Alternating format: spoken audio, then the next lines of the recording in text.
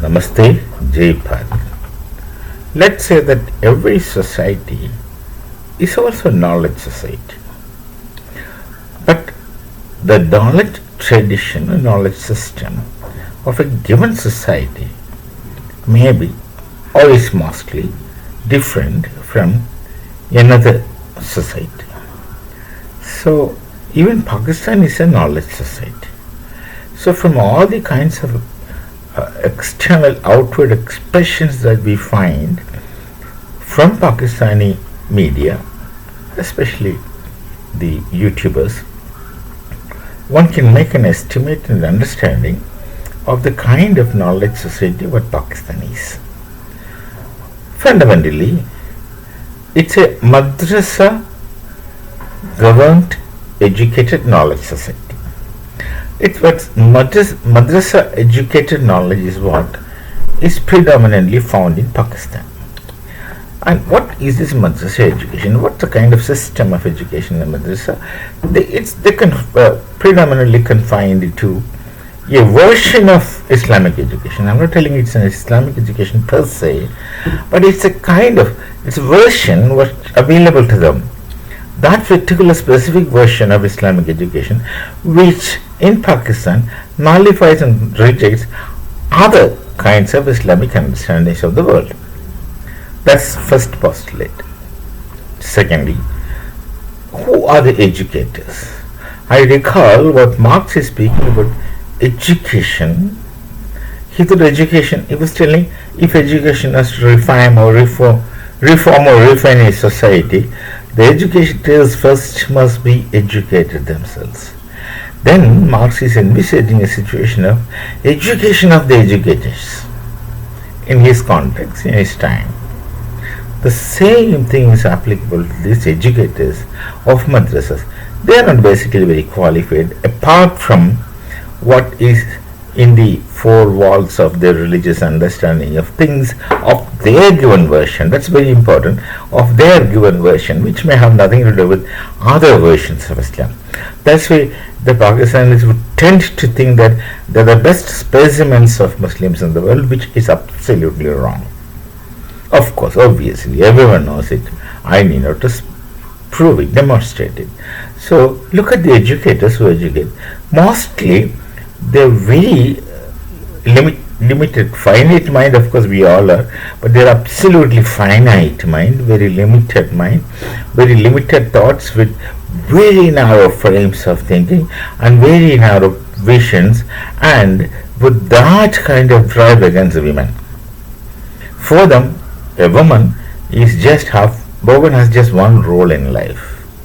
I need not say what it is. So these kind of madrasa ustads, what they call, these kinds of madrasa ustads, supposed to be educators, are the ones who are educating a society of Pakistan.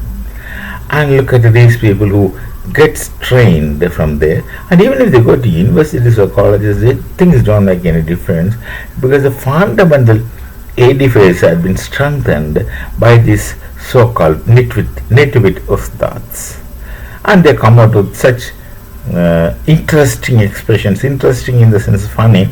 For others, it becomes a great joke. It gives you a laugh. So that becomes funny for us, and we won't take them. No one takes them serious. But they come out with such expressions, and with such authenticity they speak, which absolutely is empty, spurious, non-existent. Yet they speak as though they are something. They even build the thoughts that they are the best in the world. They keep saying we are the best in the world, in spite of poverty, hunger, tears, sweat, all kinds of insurgencies and lawlessness. They say we still are the best, we have all talents, but then we don't have opportunities to express, and they put all the blames on politicians of Pakistan. Of course, politicians of Pakistan are immensely and utterly and extremely selfish kind of people who would rule for some time, make so much of money, and then move to some foreign countries and live the rest of their life they're in a kind of comfort situation. I don't know what kind of comfortable situation they enjoy in an alien land, but then they can't go back to Pakistan with all the things what they have done. Even if you have not done anything, there'll be accusations of you. Now that's the system of this society. Now this is a kind of knowledge system of society, and interestingly, they make often a statement that they say this, they keep saying this, that in Bharat the Muslims are persecuted. Just blindly they say in Bharat the Muslims are persecuted. They never try to do a kind of fact check or fact finding. They just say that in Kashmir Muslims are persecuted. In Bharat the situation of Muslims is not good, absolutely bad. In fact, it's not simply not good, absolutely bad. And the Hindus don't permit them to celebrate Eid, etc. Now these are the narratives which everyone speaks in Pakistan. Most people speak in Pakistan. There hardly anyone who happened to come to Bharat for some medical visa. See, I've seen some people who had come to Narayana Hridayalaya. Unfortunately, that man cannot pronounce Hridayalaya. He says Narayana Hardwar.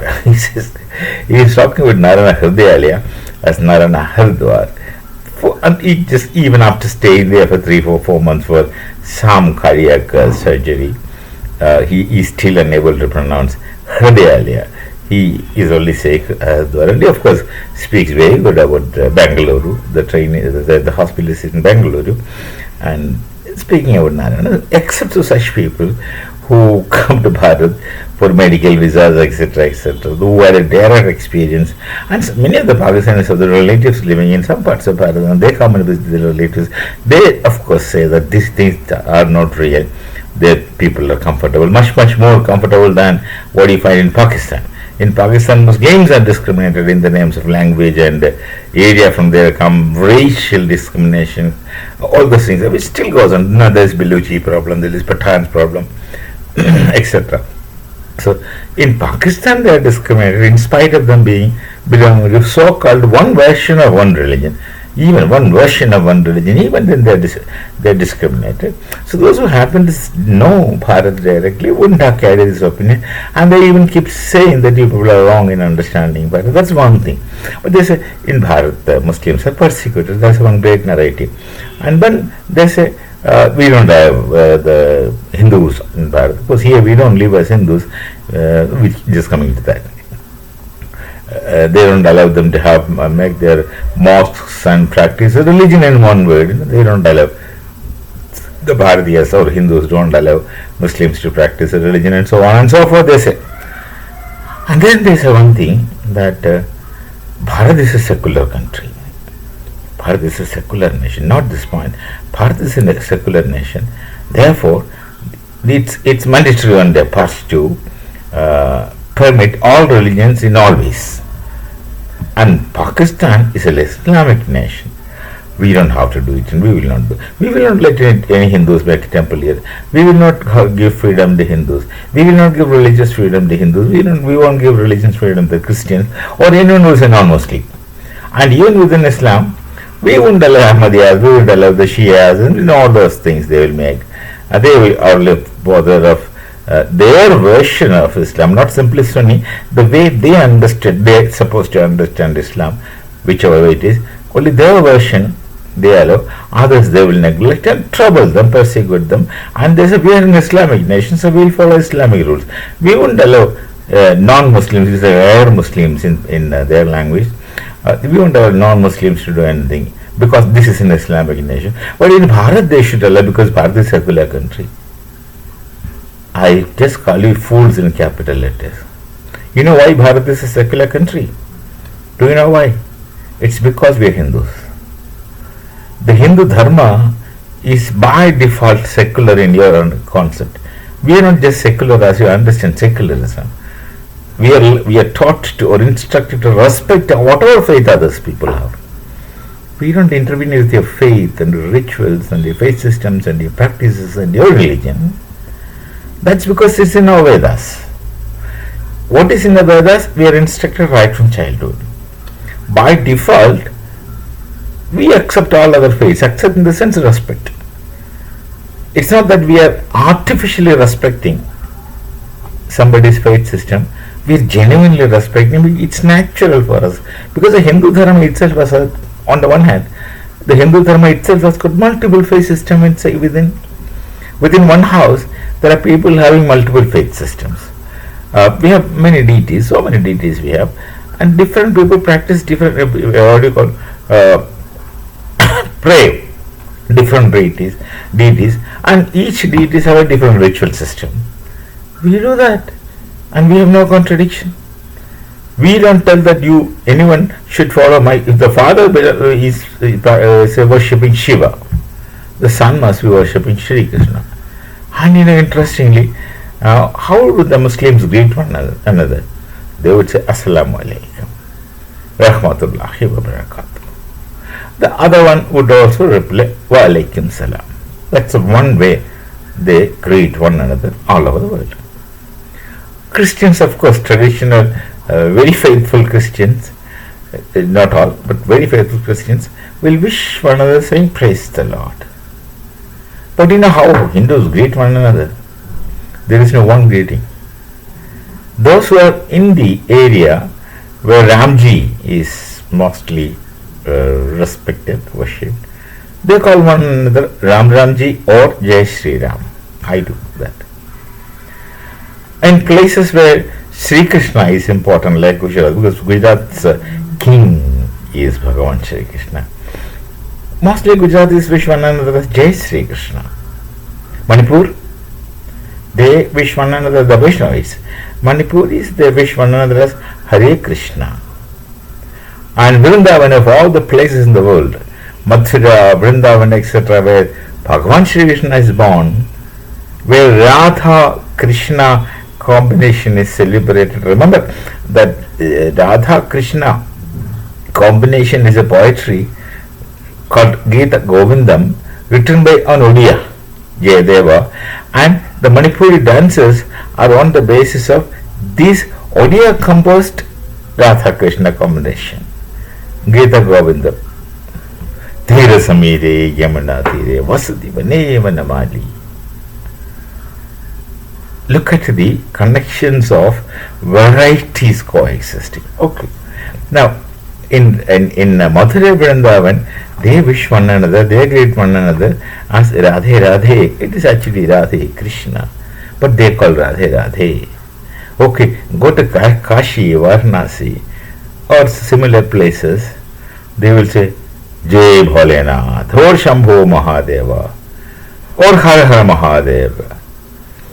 And different places, the Hindus even greet one another in different method, and nothing contradicts the other greeting. When someone comes and tells me Radhe Radhe, it's natural for me to say Radhe Radhe. So, how Bharat is secular is because of this Hindu Dharma. And others, of course, you know the story, I need not to say. Bharat is secular because we are Hindus. Because by default, the Hindus are secular in your sense. For us, it is, we don't care about your faith system. We accept what you believe for you, not for me. You have such faith, good for you. Go on. I would help you if you want. You go on. You go ahead with your faith. But when you try to encourage into my system, I might react. That's a different thing altogether. The Vedas taught us, Ekam Satvipra Bahudha Vadanti. What more do you want? So, just because we are Islamic countries, we can persecute Hindus in Pakistan. But Bharat is a secular country, so you cannot persecute, you cannot trouble the Muslims. They should be given all facilities, including the Waqf facilities. So their epistemology is very funny. Their knowledge society with the nitwit knowledge, no one can save them until someone in Pakistan gets these madrasas closed down and send this madrasa ustad nitwits to Siberia. Let them remain there frozen. We shall meet again with some other thought. Namaste. Jai Bharat. Jai Shri Ram.